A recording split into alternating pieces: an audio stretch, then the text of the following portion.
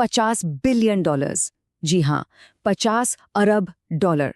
जरा सोचकर देखिए, ये कोई छोटी मोटी रकम नहीं है। ये अमेरिका और ईरान के बीच हुए युद्ध की अनुमानित लागत है। आज के हमारे इस विश्लेषणात्मक सफर यानी इस एक्सप्लेनर की शुरुआत इसी एक चौंकाने वाले आंकड़े से होती है। तो चलिए, बिना कोई वक्त बर्बाद किए सीधे आज के डेटा और सोर्स मटेरियल्स की गहराइयों में गोता लगाते हैं। अब देखिए, आज हम सिर्फ अंतर्राष्ट्रीय युद्धों की ही बात नहीं करने वाले हैं। दिलचस्प बात तो ये समझना है कि कैसे मीलों दूर बैठे देशों के संघर्ष और हमारे अपने लोकल लेवल के राजनीतिक बदलाव, ये सब आपस में एक धागे से बंधे हुए हैं। मई 2026 के इस बेहद अहम महीने में हम दुनिया के सबसे बड़े भू राजनीतिक संकट से लेकर तकनीक के कारण हमारी अपनी अदालतों में हो रही अजीबोगरीब घटनाओं और फिर भारत के कुछ राज्यों में चल रही तीखी चुनावी हलचलों का बिल्कुल निष्पक्ष विश्लेषण करेंगे। तो आज के इस एक्सप्लेनर का रोड मैप कुछ ऐसा रहेगा। सबसे पहले अमेरिका ईरान युद्ध विराम, फिर ऑपरेशन एपिक फ्यूरी का नुकसान, उसके बाद कोर्ट में एआई हैलुसिनेशन, भारत की बदलती राजनीति और आखिर में तमिलनाडु की उथल-पुथल। भाग 1, अमेरिका ईरान युद्ध विराम। आइए सबसे पहले इस कूटनीतिक स्थिति को थोड़ा विस्तार से समझते हैं। फिलहाल पर्दे के पीछे एक बहुत बड़ा कूटनीतिक गतिरोध चल रहा है। अमेरिकी विदेश मंत्री मार्को रूबियो के बयानों को देखें तो ऑपरेशन एपिक फ्यूरी अब आधिकारिक तौर पर समाप्त हो गया है। और बैकग्राउंड में क्या चल रहा है? एक 14 सूत्रीय समझौता ज्ञापन यानी एमओयू पर बातचीत जारी है, जिसमें न्यूक्लियर एनरिचमेंट पर रोक लगाने जैसी अहम बातें शामिल हैं। और एक और बड़ी बात, हॉर्मुज जल डमरू मध्य में जो व्यापारिक जहाज़ों की सुरक्षा के लिए प्रोजेक्ट फ्रीडम चल रहा था ना, उसे भी अभी अस्थायी रूप से रोक दिया गया है। वहां अभी भी लगभग 23,000 नागरिक फंसे हुए हैं। तो बाहर से भले ही स्थिति शांत दिखे, लेकिन अंदर ही अंदर तनाव अभी भी बहुत ज्यादा है। भाग 2, ऑपरेशन एपिक फ्यूरी का नुकसान। कूटनीति की बातों से थोड़ा हटकर अब जरा असली डेटा पर नजर डालते हैं। जरा जिन्सा द्वारा जारी किए गए इन नीले और लाल रंग के बार्स को देखिए। युद्धविराम लागू होने से ठीक पहले ईरान द्वारा दागे गए हथियारों की संख्या सच कहूं तो होश उड़ा देने वाली है। 2201 बैलिस्टिक मिसाइलें और 5208 ड्रोन्स। ये कोई छोटा मोटा छिटपुट हमला बिल्कुल नहीं था। ये एक बेहद सोची समझी और भयंकर बमबारी थी, जिससे दुनिया की सबसे उन्नत रक्षा प्रणालियों की भी कड़ी परीक्षा ली। और जब हम सैटेलाइट इमेजरी का विश्लेषण करते हैं तो नुकसान की एक बहुत ही साफ और खौफनाक तस्वीर सामने आती है। मिडिल ईस्ट में 15 अलग अलग साइट्स पर 228 अमेरिकी सैन्य संपत्तियों को बिल्कुल सटीक निशाना बनाया गया। जरा सोचिए, 24 MQ-9 रीपर ड्रोन पूरी तरह नष्ट हो गए और इनमें से हर एक की कीमत $30 मिलियन है। $200 मिलियन से भी ज्यादा की कीमत वाला एक MQ-4C ट्राइटन भी खाक हो गया। और तो और, बहरेन में 5वें बेड़े के मुख्यालय को इतना नुकसान पहुंचा है कि सिर्फ उसकी मरम्मत का बिल ही $200 मिलियन तक जा सकता है। ये आंकड़े छीक कर बता रहे हैं कि ये हमले कितने सटीक और कितने ज्यादा महंगे साबित हुए हैं। लेकिन देखिए, इस सब में जो सबसे बड़ा नुकसान है वो पैसों का नहीं बल्कि इंसानी जानों का है। इस संघर्ष में 13 अमेरिकी सैन्यकर्मियों को अपनी जान गंवानी पड़ी और 400 से ज्यादा घायल हुए।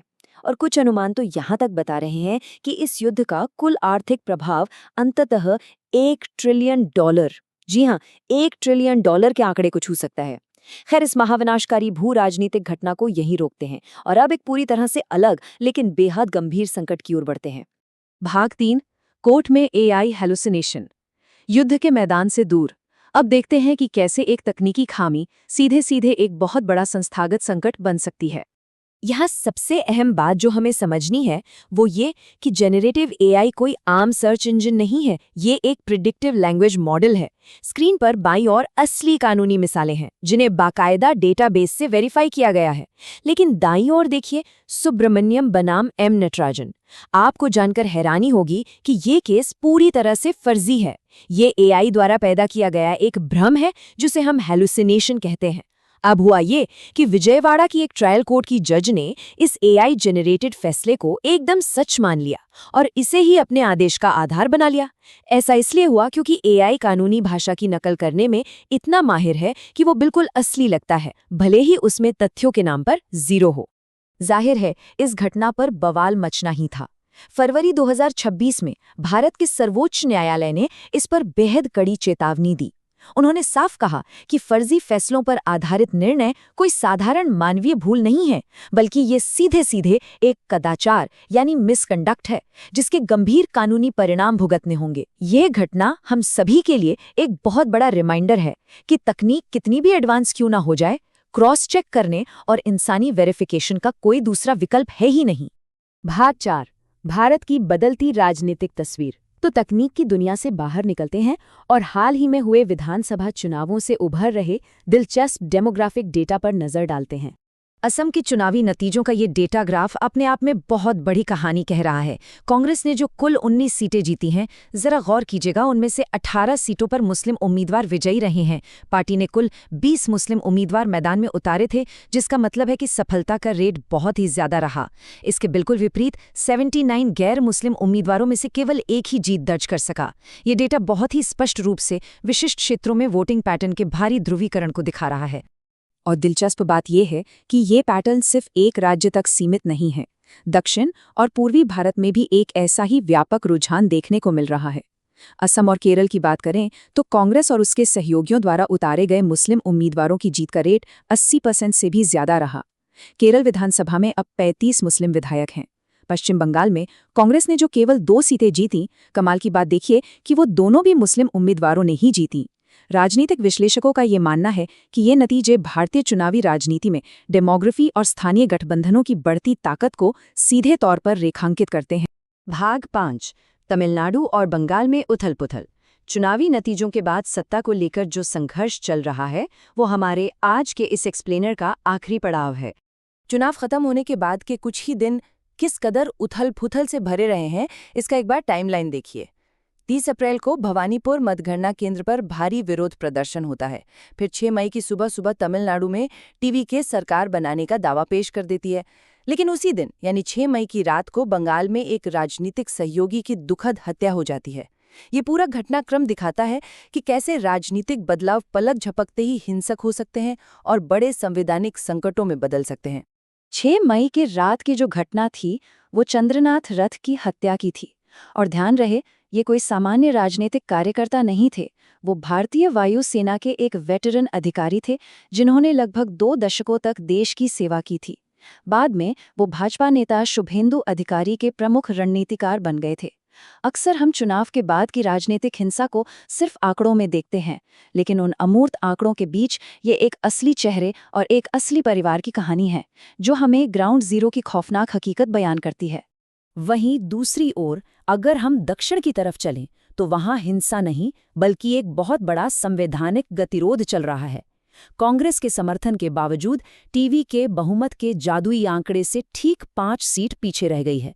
राज्यपाल ने उन्हें अपना संख्याबल साबित करने को कह दिया है।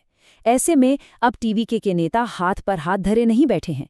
वो देश के वरिष्ठ वकीलों की सलाह ले रहे हैं और सीधे अदालत का दरवाजा खटखटाने की तैयारी कर रहे हैं।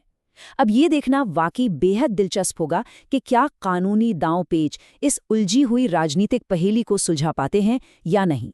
तो आज के इन सभी अलग-अलग सोर्सेज और डेटा को जब हम एक साथ रखकर देखते हैं, तो एक बहुत बड़ा सवाल हमारे सामने खड़ा होता है।